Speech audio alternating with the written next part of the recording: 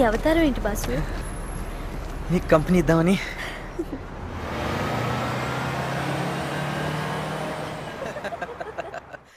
ఆ విషయం చెప్పగానే ప్లేట్లు కూడా తనే కడిగేస్తున్నాడు.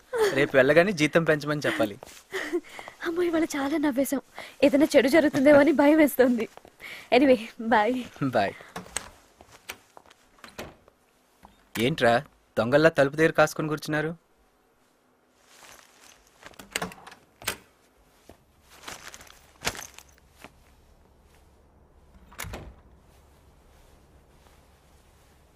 వర్మ సినిమాల్లో దొంగోళ్ళ లుక్ ఏంట్రా? 3 ఏండ్ల కింద మా తాత ఇల్లు కట్టిస్తా అంటే ఇటుక పెళ్లి మీద పడి పీకిండు. ఏడ్చిందా? ఏడవలే. ఎందుకు ఏడుపు రాలేదు భయ్. 2 ఏండ్ల కింద మా మేనమామ క్యాన్సర్ వచ్చి తుస్తుమన్నాడు. ఏడ్చిందా? ఎందుకు? నేనంతే. నేను పెద్ద సైకో గాన్నని మా ఇంట్లో సర్టిఫై చేస్తే సైకో సినిమాలు చూసుకుంటా బతుకుతున్నా. గసుంటిది నువ్వు నా కోసం క్యాంపస్ జాబ్ వదిలేసినావంటే అడ్డెడ్డెడ్డెడ్డే గిసుంటి సైకోగానికి గింత మంచి దోస్తుని ఎందుకు ఇచ్చిన వల్ల అని తెల్లారి 3 గంటల దగ్గర పోయాము.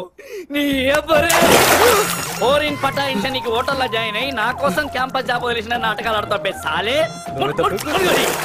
అప్పుడే ఆహా ఏ అంటే నవ్వుకుండా వస్తుండ. ఆ జోకులన్నీ మనమే తెచ్చుంటాడు. మూర్తి నా కొడుకుని.